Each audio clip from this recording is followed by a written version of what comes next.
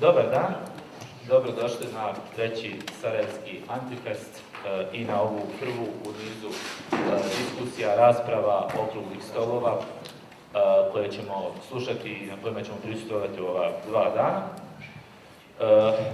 Kako ste već mogli čuti i pročitati, radni jezik ovog okruglog stola je engleski. So I'm switching to English right now.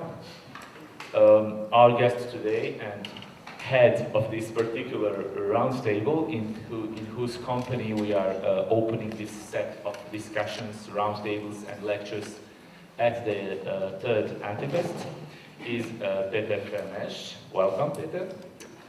Peter is a professor of political science, mainly affiliated with the University of Leuven.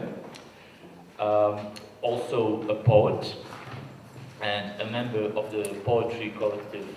How is it called actually? Brussels Poetry Collective. The Brussels Poetry Collective, a poetry collective which does public interventions, poetry readings, engaged poetry, and so on. Peter is also the author of 2 books, if I'm not mistaken. Well, his research focuses on ethnic mobilization, minority politics, multicultural citizenship, nationalism, democracy, the issues of democracy, deliberative democracy, which we are, if I'm not mistaken, which we are going to hear about in today's contribution. And before we hear Peter's contribution to this roundtable, which I'm sure will be very interesting, I'd like to say a few words on the topic itself, because many of you might wonder, and I know some people have actually been confused among all these discussions about world crisis, about what is to be done in regards to the global situation and the global state of things. We are here discussing as specific a topic as a comparison between Bosnia and Herzegovina and Belgium. Well, the parallel between these 2 countries and these 2 societies has often been drawn when discussing the political crisis in Bosnia and Herzegovina. And Belgium has been brought up as both a role model and a cautionary example for Bosnia. So we have both extremes in that particular case. Belgium as a country in which identity politics continue to exercise hegemony, or not really, we are going to see about that. And Bosnia as a society ravaged by identity violence, and the obvious link between the 2 would be the so-called identity issues, or what we could label the multicultural question. And I think this is a good place to start. So, Peter, please. Thank you very much. Dobar dan. Very happy to be here, and thank you for the invitation. Thanks, Vuk and all the organizers of this wonderful conference. Thank you, Dinko, for the great introduction. What I would like to do with you is talk a little bit about Belgium. Not so much as a role model, and also not as a cautionary tale, but more as a way to think about divided societies, and to think together with you about what could be relevant of what's happening in Belgium right now for the case of Bosnia and Herzegovina. And of course, I can only do the first part of that exercise, namely give you some indications of where that comparison might start and where we might learn from you and you might learn from us. But of course, I mean, the second half will have to be done not by me alone, but in dialogue with you. So what I would really like to do is talk perhaps for about 20 minutes and give some pointers for discussion, and then enter into a discussion with you where we can go deeper into a number of subjects. I would like to divide my 20 minutes in 3 parts. First, I would like to talk a little bit about Belgian divisions. What are the divisions in Belgium? How have they come into place, and what is their meaning today? Like Dinko said, Belgium is governed by identity politics to a large extent, but there's a tension, I believe, between the way it is governed and the role that identity politics plays in the governance of the country and the way that people respond to it. So that's my first part. Then the second part, I would like to talk about current day politics, about how nationalism in particular in Belgium plays a role in current day politics and how politicians respond to that and how people respond to that. Specifically for referring to the most recent crisis, which was a crisis of government formation. Belgium was without a government for more than 500 days, which is the absolute world record of any country in the world. So I think it's a very strong world record, although I believe that Bosnia-Herzegovina did an attempt to have a country without a government for a long time as well in the last governmental crisis here. And then the most important part of the talk, the third part, is movements for change. I'm going to enlist and illustrate a couple of movements that are currently ongoing in Belgium that try to create some change, sometimes in the institutional structure of the country, sometimes more related to the nature of democracy. Okay. Belgian divisions. So as you perhaps all know, Belgium is a country of various languages. There are three main language groups, the two big ones, the Dutch-speaking language group and the French-speaking language group. There's also a smaller third official language that is German. It's usually forgotten when people talk about Belgium because they focus on the division between the Dutch-speaking part in the north, which is called Flanders, and the Francophone part in the south, which is called Wallonia. Brussels is an exception because Brussels is a bilingual area, so the area in the north that is Dutch-speaking is homogeneously Dutch-speaking, so people speak practically only Dutch there, and in the Francophone side people speak only French there. In Brussels, people speak all sorts of languages in the streets, from Arabic to Greek to Spanish to I don't know what, to Polish, because there's a lot of immigration historical immigration and current ongoing immigration in Brussels, but officially it's a bilingual town in which French and Dutch have both equal status. You have to see how these divisions have come about. Belgium used to be a unitary country, a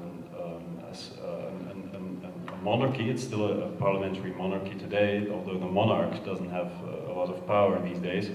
But it used to be a unitary country, which is along in the last couple of decades, since actually the Second World War, has been in a steady process of devolution. The result of that is now that Belgium is sort of a jigsaw puzzle of different entities, you could call them. These entities are not strictly a reflection of the linguistic division in Belgium. That's something you have to keep in mind. The way the state is structured is really a result of one political compromise after another. Okay? So, and this is important to remember, and it's always difficult to explain, but it's important to remember how the institutional structure more or less works. In its details, it's quite complicated, but I will draw you a general picture. And that is, Belgium consists today, as a result of all these political compromises, of three regions. So there's three territorial parts of the country, three territories, you could say. They're called regions.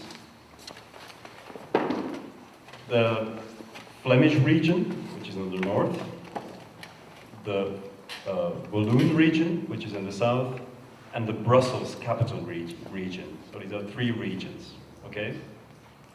Now here it becomes complicated. It's also a country of three communities, three linguistically defined communities. You have the Dutch-speaking community, you have the French-speaking community, and you have the German-speaking community.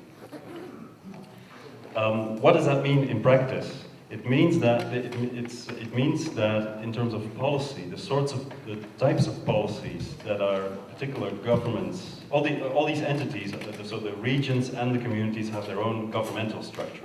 So they have their own parliaments, their own ministers, and so on. So there are a lot of ministers and a lot of parliaments in Belgium.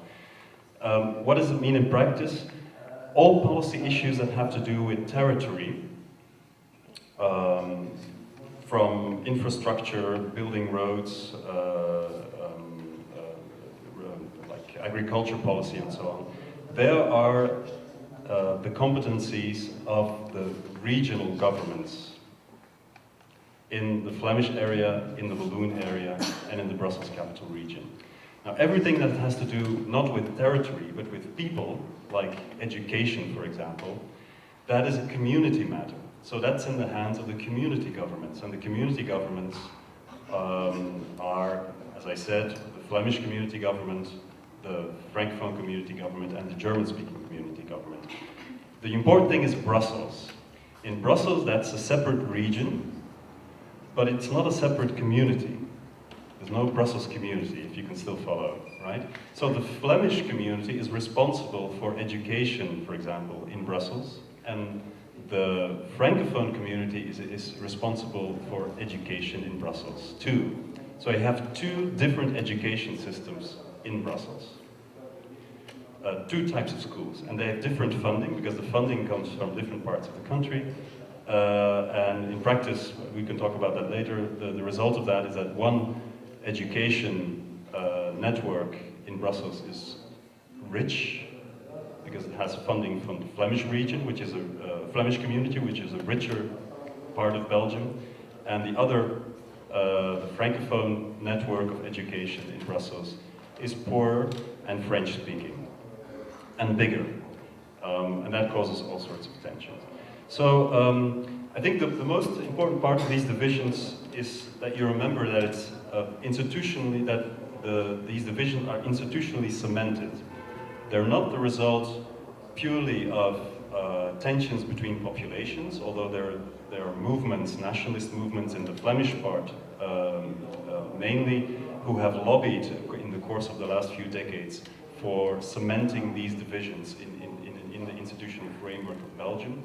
But you have to see these divisions mainly as compromises between political parties in the different state formations that governments have gone through. I also have to add that the political parties themselves are divided too. So you have political parties in the north of the country, and you have political parties in the south of the country. They're different political parties. So you have the socialists in the north and the socialists in the south. They're different political parties. The people who live in the south of the country cannot vote for a party in the north of the country, and vice versa.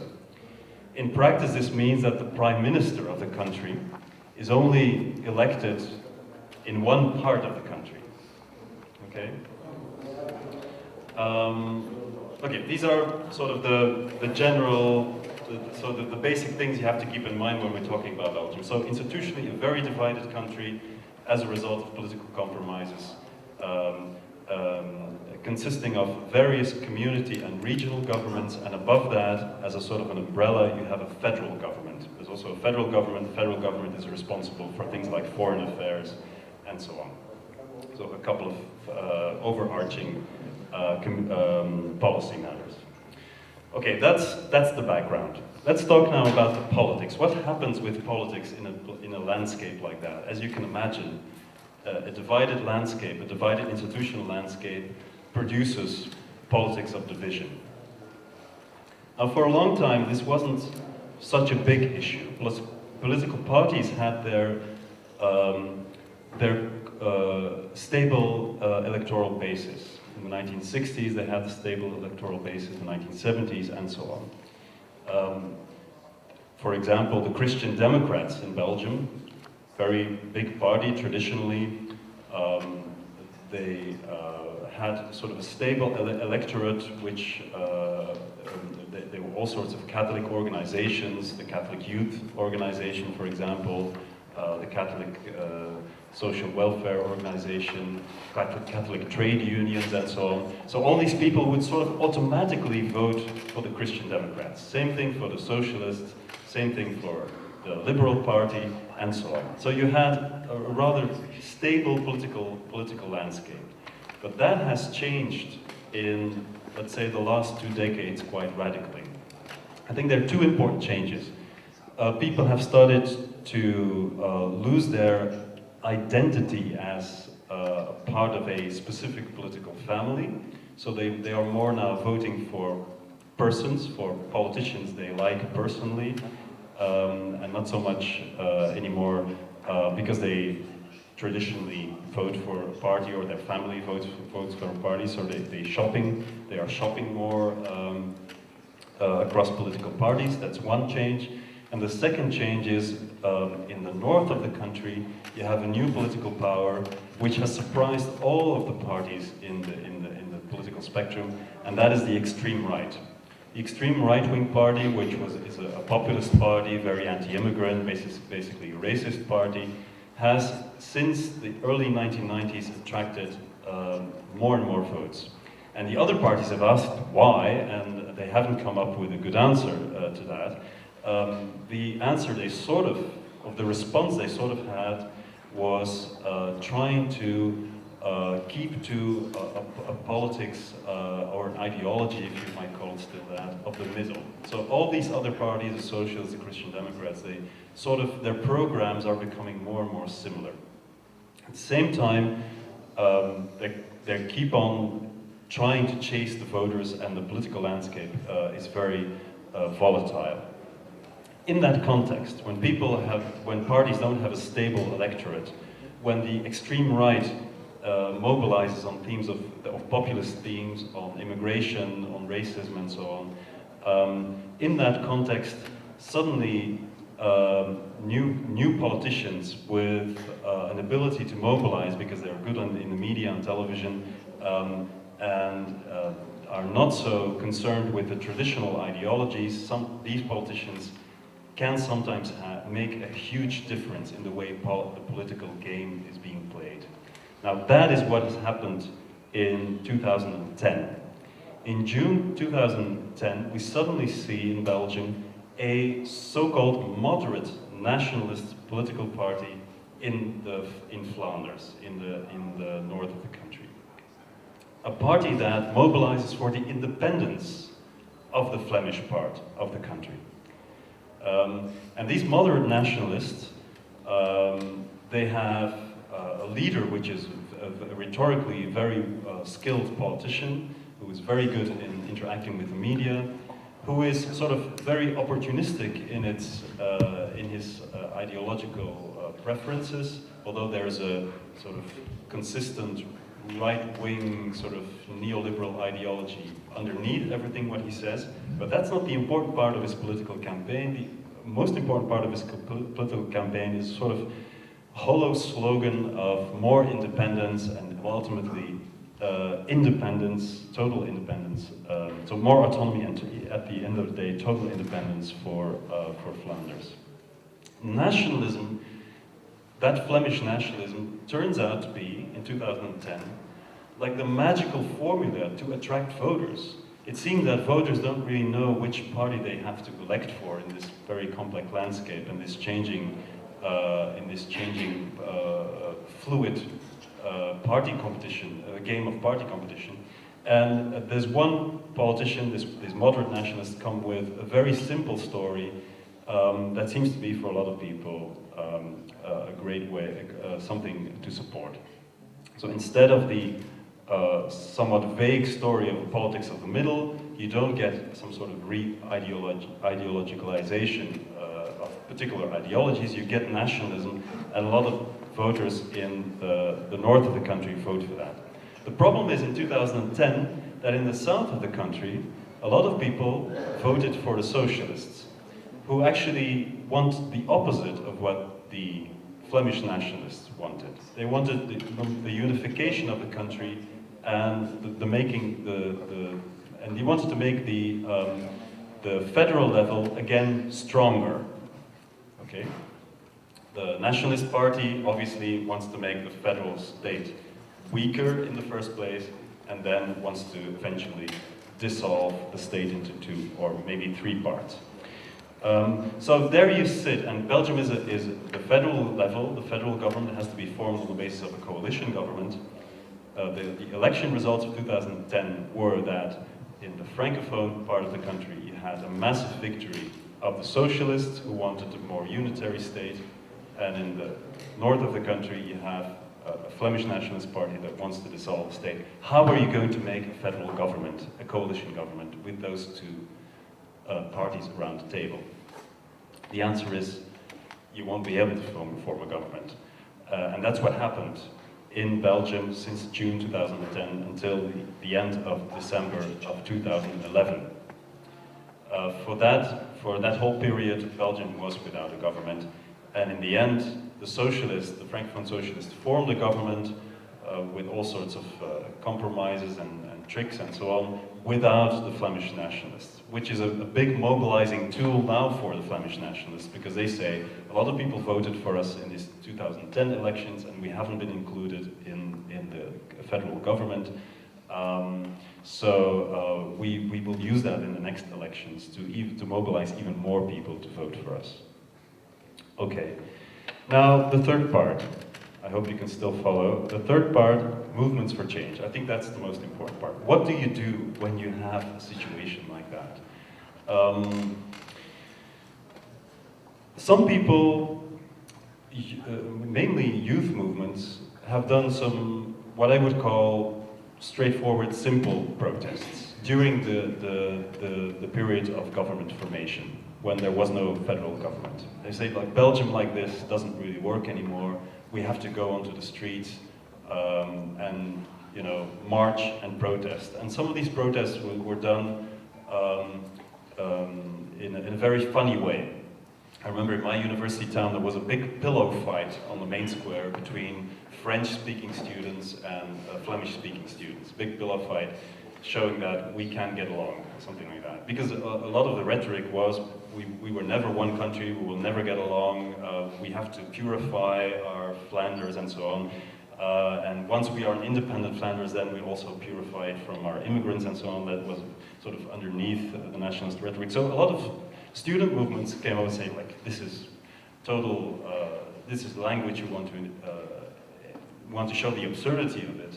And we do that with all sorts of symbolic actions. And let's use some comedy and humor. So pillow fights, there was at a certain point the French fry revolution, so people would walk in the street and eat French fries. There was the official handing over of the World Cup of government formation, which we got from some other country, I don't know anymore. I think there was an official delegation from Iraq, I think, handing over the World Cup. All these sort of symbolic things, which people, you know, didn't take very seriously. They didn't have much of an effect.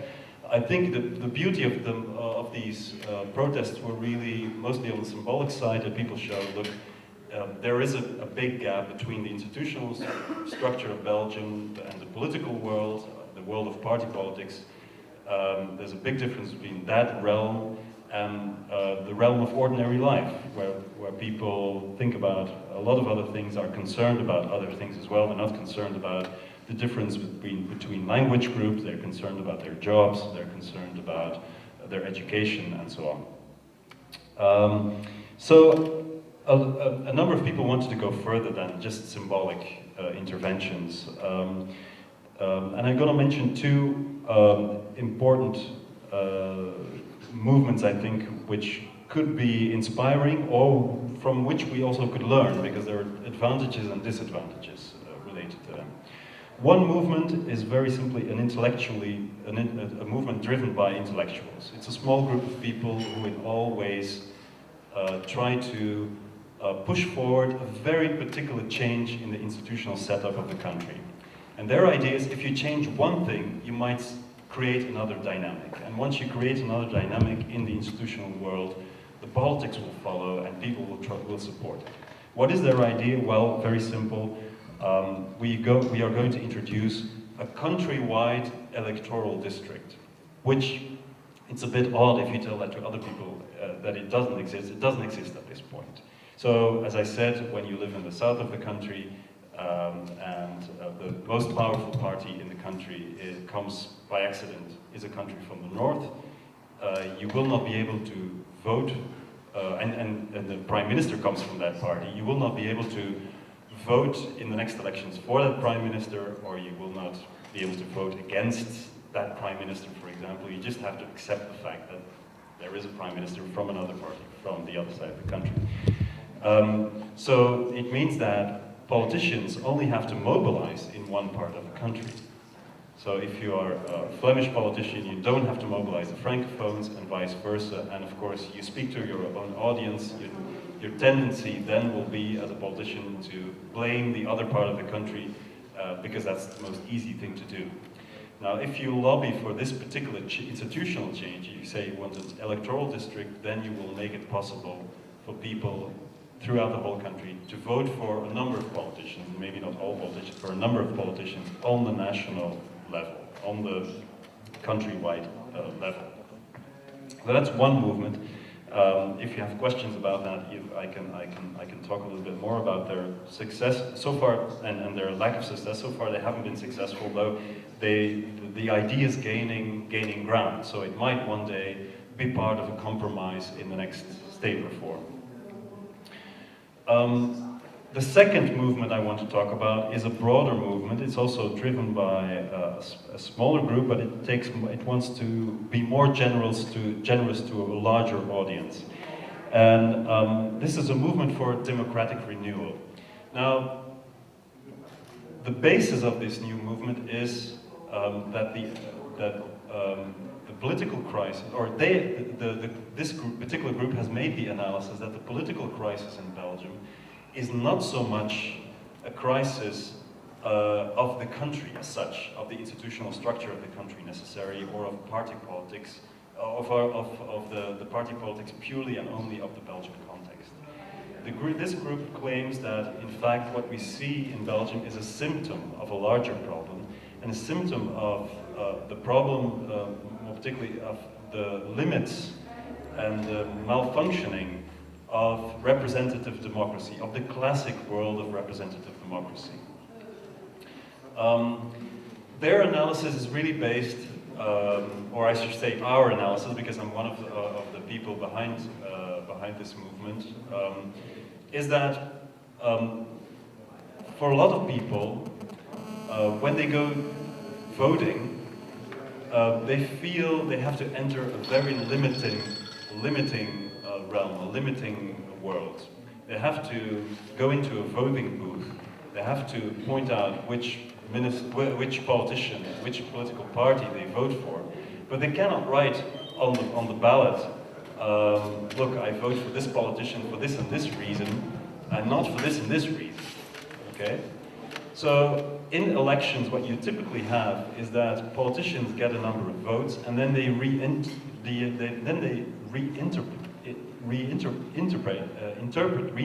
that's the word. They reinterpret the message that has come from the voters, and of course they reinterpret it in this way that it is close to their own agenda. So, for example, when a lot of people vote for the Flemish Nationalist Party, they might have done for very different reasons, for diverse reasons, but the leaders of the party will say, our voters support massively this one particular political preference, namely, say, independence of one part of the country. So the governmental crisis in Belgium is, you could say, a crisis of representative democracy. And nationalism might be a symptom of that sort of crisis, and not a phenomenon that you have to tackle directly as such. But that might be tackled more fruitfully if you tackle it through creating some change in the way the democratic system is functioning.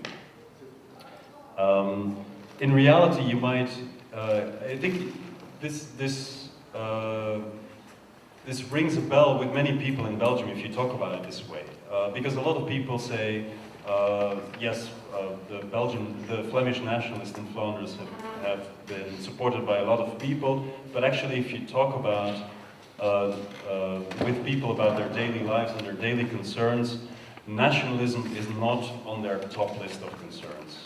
So their voting is rather related to party competition and the games between politicians, but not a real concern that they have in their daily lives. So people are not concerned in general so much about nationhood as it appears from the electoral results. So what do you do with that then? Well, our idea was, why don't we, in addition to the party politics and the electoral system and the classic world of representative democracy that already exists, why don't we, in addition to that, try to introduce new systems of democratic influence? And we did one big experiment with introducing a new sphere of creating some channel of influence from below to the level of government last year, which was a big citizens summit. We call it an exercise or an experiment in deliberative democracy, which meant that we brought people together and gave them an opportunity to talk about politics, about the issues that they were concerned about, but outside of the limiting world of party politics. People were sitting in a room around a table as experts of their own lives, not as voters for one or the other political party. So let me explain to you very briefly how it worked. So we called the event the G1000. We thought that the G1000 would immediately struck a note with a lot of people because it would give them some sort of feeling of empowerment, in a sense that you have a G8, you have a G20, but maybe you have more power if you have a G1000. What we did is inviting 1,000 people, a random sample of 1,000 people from the total population of Belgium. This meant that we had a room of people from various language groups, from various social, economic backgrounds, immigrants both as Belgians who had been living in Belgium for all their lives, people with castles in the Ardennes, and people with no homes in a poor village. So all these people were gathered around the table, and the diversity is of course deliberate. There's also diversity in age groups and so on. The diversity was deliberate because then we could generate new ideas about how to deal with particular policy issues, and give input to that from various perspectives.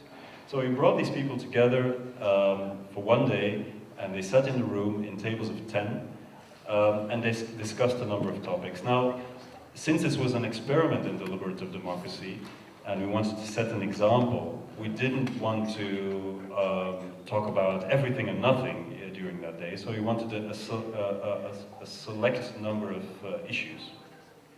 So in order to arrive at a select number of issues, at a limited number of issues, we had done sort of broad campaign before, also through the internet, in which people could suggest ideas, could participate in online discussions about which topics were preferential for them in order to need that, and they thought that need to be discussed at the G1000 Citizens Summit. So we discussed mainly 3 topics during that day. Redistribution of wealth in times of crisis was one topic that came out. Another topic was the changes in the social welfare system. And the third topic was immigration. I can, if you have questions about how technically how this system worked, we can go into that in the question round. But the result of the whole exercise was a list of shared preferences that we have. So you have to imagine that we had tables of 10 for people from very different backgrounds, very different political convictions, suddenly they were given the opportunity to talk about politics outside of the world of party politics, and you would see that people who would normally vote for very different parties would come to an agreement around their table about an issue that would not be limited or not be seen as associated with one particular party. And that is the fascinating thing about deliberative democracy organized in such a way, because you might actually send a signal. You cannot, of course, change things within the normal classical representative democracy system in one day, but you might send a signal to the politicians that another way of talking about certain issues is possible and in fact can mobilize people in another way. And I think this is an important message that we've been able to get across, and that we're still trying to get across to politicians and policymakers at this point. The process is still ongoing, and there will be a final report in November, because the proposals, the shared preferences that have been developed by these people at the Citizen Summit, they will be further elaborated by a smaller group of people, also selected from this 1,000 citizens, and they will be presented in a big report. It will also be on the internet. If you're interested, go to g1000.org and you can find all the references there. Okay, I think I've spoken perhaps already too long, I guess it's time for some response from you and trying to see what we can get out of this picture, which might be useful as a comparison with Bosnia and Herzegovina. Thank you. I don't think, Peter, that you spoke too long. It was very informative and very interesting. And I would add that is never enough of talking in battling the identity terror or cultural terror, the terror that we are all facing, not just in Bosnia and Herzegovina and Belgium, but in the whole world.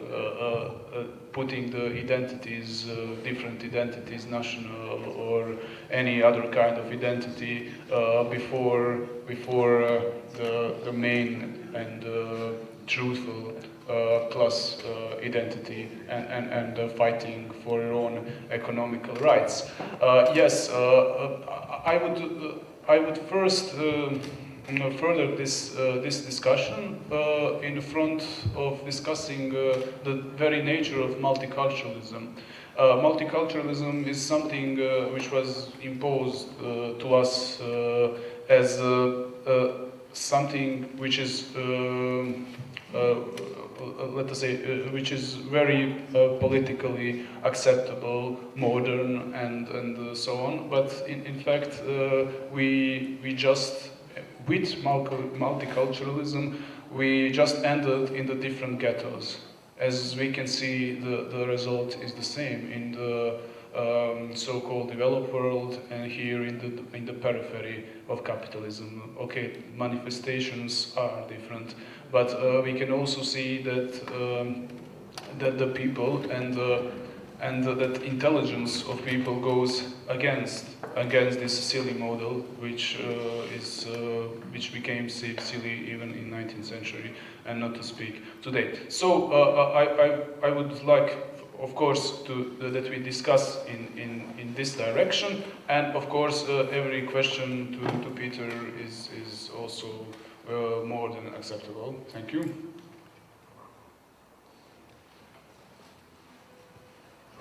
Any questions?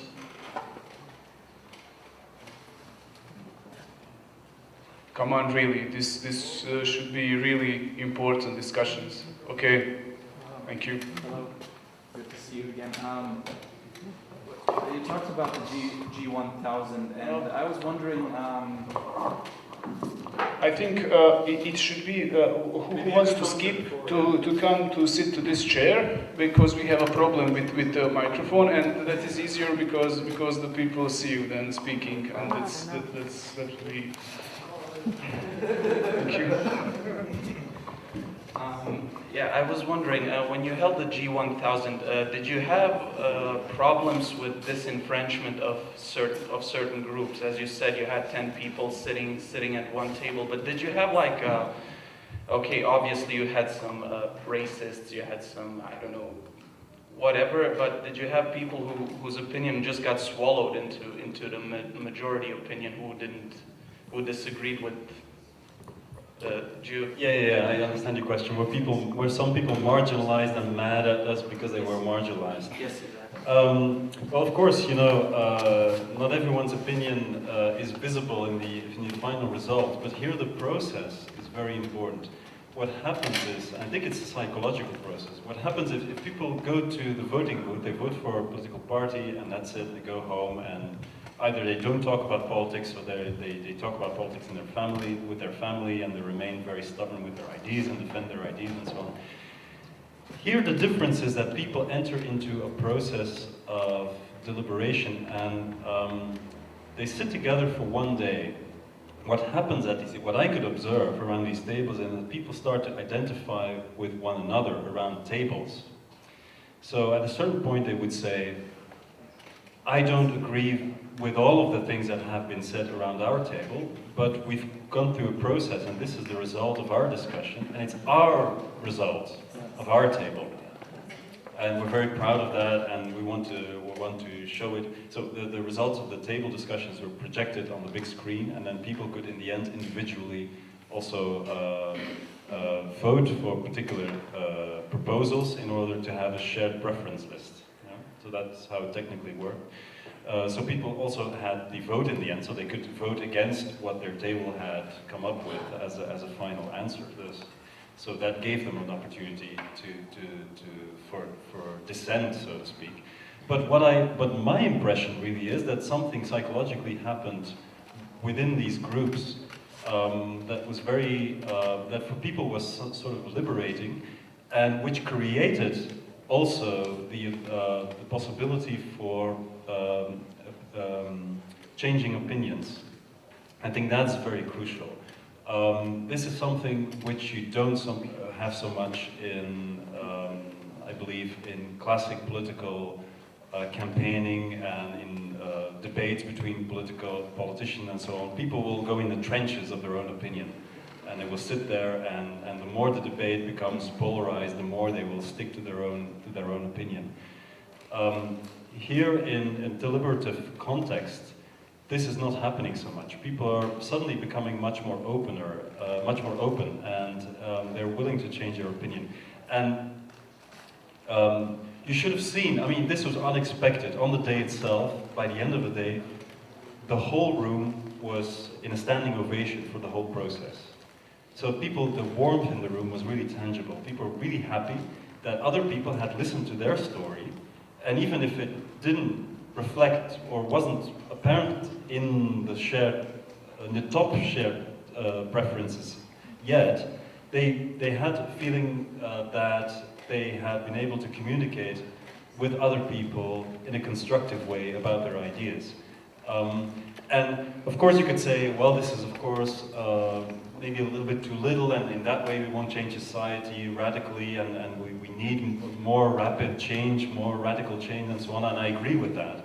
The only thing is, how do you achieve that? And I think this is maybe it's a modest way of trying to achieve that, I admit that. It's not going to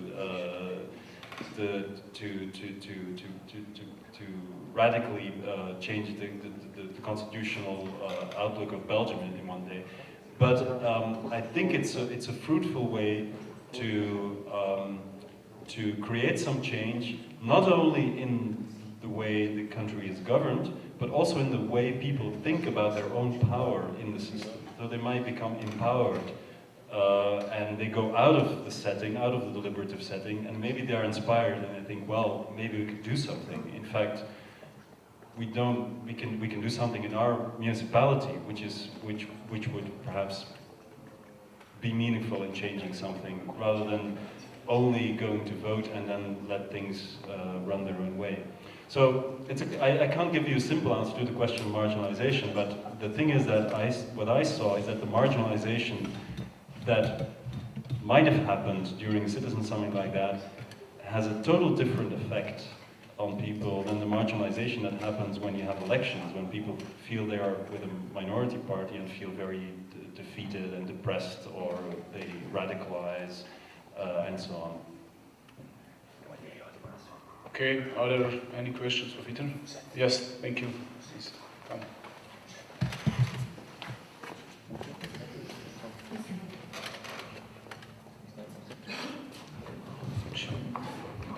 Good afternoon. I have two questions. The first one is, we are talking just about these parliament elections, which I don't consider it is relevant, because I think nothing radically can change with those elections.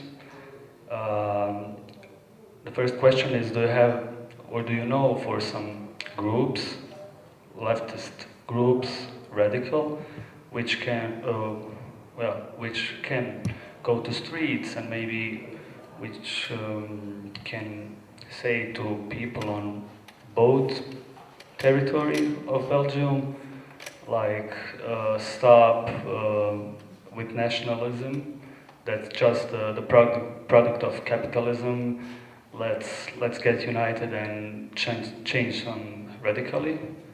And the second question is, what is the influence of religion in Belgium? Because I don't know about that, so I'm interested about that, because we know that situation in Bosnia and Herzegovina, in that area of religion is very, well, let's say, suspicious. We have fascist and religion is mixed with politics, and so. Thank you, Mino. Peter. Thank you. Yeah, good questions. The first question is about mobilization of the left, really, right? And the thing is, I have a feeling that that sort of mobilization so far in Belgium across the country is not very successful. I have a lot of sympathy for people who try to do that in, let's say, the artisanal way, in the old-fashioned sort of way, and trying to go on the streets and put things on the agenda and so on and so forth. But at a certain point, when that doesn't create a larger group of people who support your ideas, you might have to try to see whether other things are possible, whether you can make use of other forums, other realms of political action that might be useful for you. Since the G1000 or any other deliberative democracy initiative is rather open, so they're in fact pluralist initiatives, but the pluralism has this one advantage, namely that you might tease out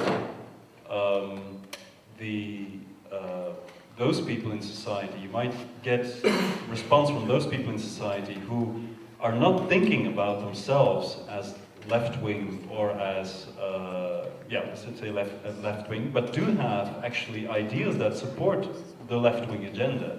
And I think through deliberation, and you can have different techniques, I mean the G1000 is just one technique, but through deliberation initiatives, I think you can you could try to explore who those people are, what they think, and you could also explore why they're not convinced by classical methods of political mobilization for your agenda. Maybe there are simple reasons for that. Maybe the term left-wing has all sorts of associations that are not necessarily true, but that they have for some sort of reason. And a deliberation exercise can offer the opportunities to change those stereotypes, perhaps. And in that way you can win people over for your cause. Maybe there are other ways besides deliberations to do that. And I don't know what the best way would be in the Bosnian context to do that. That's something for you, I guess, to think about. But my response would be that it's always fruitful to look at new ways of trying to achieve something which might benefit your own agenda, even if it's only indirectly. And then your second question about religion, Well, as I said, in Belgium, there used to be a system which was called pillarization. So you had the country structured more or less in terms of pillars, and religion, sort of religious background, was one of the pillars. So you had a sort of Christian Democrat Catholic pillar. So identification with a religious affiliation was important, and I'm using the past tense because for two reasons. Because fewer and fewer people are practicing religious, and secondly, the pillar structure is. I mean, there's some remnants still existing, but it's certainly changing. Now, at the same time, I don't want to underestimate the remnants of religious identification, even in the context of secularism. And I think this region is a very important example for that, because I think secularism was quite advanced in this region as well, but religion was remobilized as a political force in more contemporary times. So I don't know what would happen if at a certain point there would be a re-establishment or a revivification of religious identification. It seems unlikely to me at this point in the Belgian context, but you never know. Of course, if you look at the right-wing parties, the extreme right-wing parties, the nationalist parties, they sometimes still allude to sort of the conservative values that come from the Catholicism in Belgium. So that part is still existing, although it's not called in any explicit way a religious identity. We have 15 more minutes for discussion. Anyone else? Any questions? I have a comment. It's not a question, but... Okay, please. Okay, so I have a comment. It's not really a question to anybody, but it's a possible topic for discussion. I'm very interested by that very parallel we seek to establish between Bosnia and Belgium, because so far we are discussing Belgium, and because we have, well, we should discuss it, kind of discuss it together. I think I liked what Peter had to say, his lecture here. I think it was very informative, interesting. But there's something which strikes me with all these discussions. There have been countless discussions among Bosnian intellectuals, for instance, on the possible role model for Bosnia and Herzegovina after the fall of socialism, about a possible role model for building a successful multi-ethnic society. And of course, two countries which have been brought up most often are Belgium and Switzerland.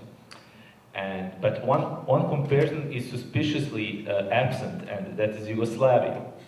Because, well, what do we have with Yugoslavia? We had an alternate way of imagining and building a multi-ethnic society, and based not on identity politics, but on egalitarian politics, which acknowledge the ethnic element and the identitarian element. And what is very interesting is that Bosnia and Herzegovina actually, during the times of socialist Yugoslavia, used to be called Yugoslavia in a nutshell. Like for its multi-ethnic makeup. And today, this is never brought up, or it is very, very, very strongly contested. There is a need to shift away from that comparison, and this is really a trend here in Bosnia. Why do you think is that the case? Sorry. Well, I think there is very strong revisionist trend or trends, not only in Bosnia, not even in the so-called post-Yugoslav or post-socialist world, everywhere. And you know, well, but what I want to put an emphasis on is that it's not only the nationalists who are contesting this comparison. They're not even the primary revisionists at work, but you know the whole liberal anti-nationalist elite here in Bosnia, all those people who discuss about what is to be done. They all insist on that we are starting from ground zero. This is ground zero. This is the beginning. Bosnia is experiencing something it has never experienced before. There is a society which needs to be built, a state institutions, and so on and so on. And you know, among all of this, there is a really strong move to shift away from all possible comparisons with the previous system, state of things, state, and not only a state as such, but Yugoslavia as a project. I think it's a very interesting topic for discussions because we have here we have heard a lot about, and we have talked a lot about Belgium as a country, as Peter himself has said, governed by identity politics. And on the other end of this spectrum, there are projects like Yugoslavia which tried to deal with the same issues in different fashion, completely different fashion. So it's also a possible topic for discussion. Okay, it wasn't specifically a question for you, but... No, but I think it's very interesting. I mean, you could turn perhaps the question around, or the comparison around, and maybe I know this one guy in Belgium who wrote this essay a year ago or something, about reflecting about Belgian, on the Belgian structure of the state, and he said maybe we should learn from Yugoslavia. Maybe we should turn Belgium into some sort of Belgoslavia, and then it might remedy some of the mistakes and some of the things that make it go bad. Now, of course, the response to that immediately is, but yeah, Yugoslavia ended in a disaster, so we cannot possibly learn anything from that. And it would be great if a discussion would come out of thinkers here in the region saying, actually, there are some things to be learned from Yugoslavia that we, in another context, in another way, perhaps, can apply to our contemporary states system. But of course, I would have to ask you what these things are. I don't, and we don't know in Belgium about those very, very well.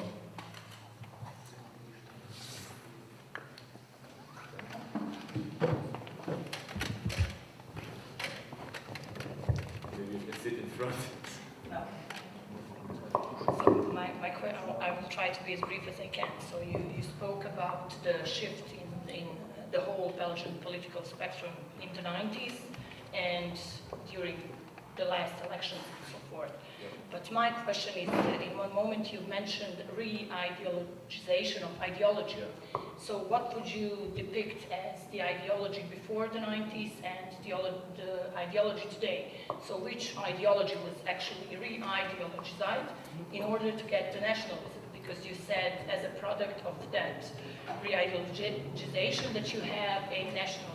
So what would be not exactly like that. What I mean is that rather that the story that the mainstream political parties are telling has become a very blurred story. It's a story that goes in all directions. And in that context, extreme right-wing party, well, the extreme right-wing party in Flanders to begin with, could attract voters that were sort of losing their insight into what a particular party was really standing for. They all stood somewhat for the same thing, really the politics of the middle. And within that context, there wasn't a real successful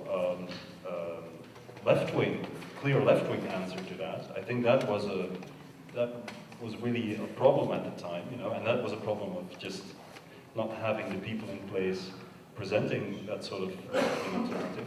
But there was a machinery of people bringing an extreme right-wing alternative, which was an alternative based on stories of ethnic purification, of anti-immigration, and so on.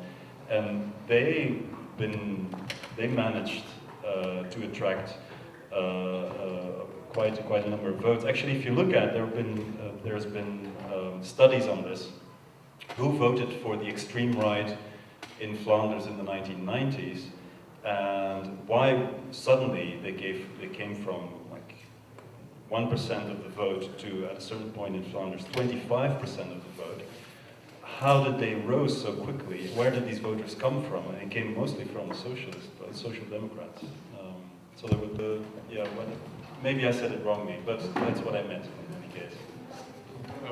Okay, for the end, I would also have one remark. What astonished me was that when you were speaking about this reinstallation of right-wing policies and identity policies in Belgium, is that message, okay, let us be what we really are, and we are a tribe, a group of savage people that need each other on the level of some kind of culture.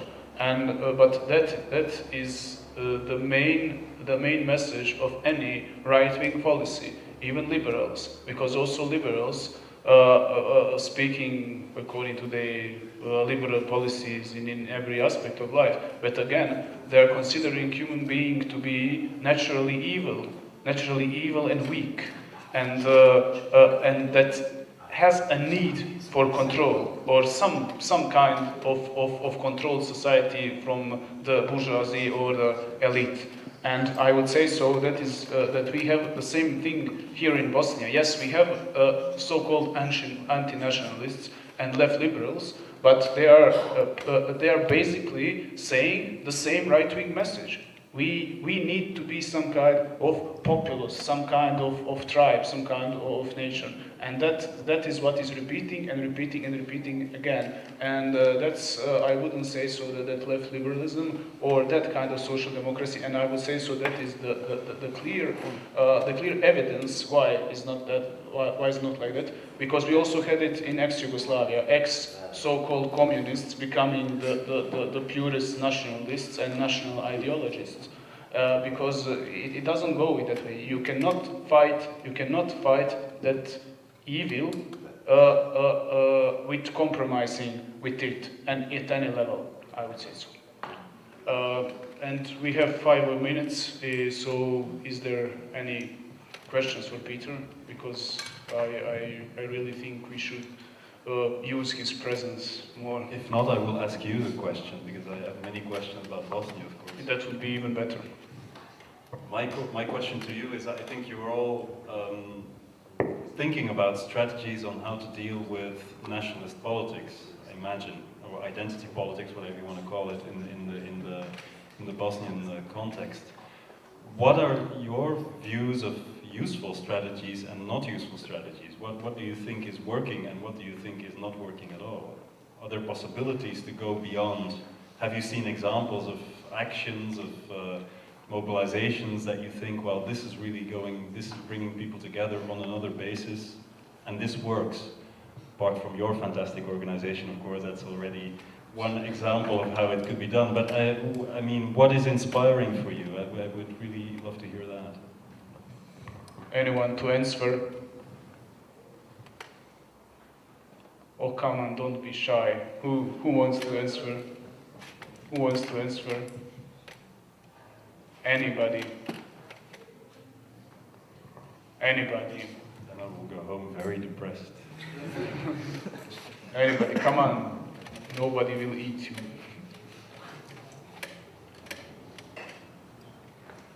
Or maybe maybe that's your frustration that there aren't enough of these examples. Is that so?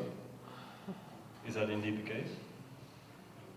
Okay, if you're not for this kind of discussion, we can finish this and talk with people, with Peter there in coffee shop if it is more suitable for the rest of you. It's maybe more a discussion for a cafe rather than a big group. Yeah. Okay, thank you for participating in this. Thank you. Thank you for participating in the first discussion in Antifest. And of course, on your chairs you will find this schedule of other roundtables, discussions, and lectures.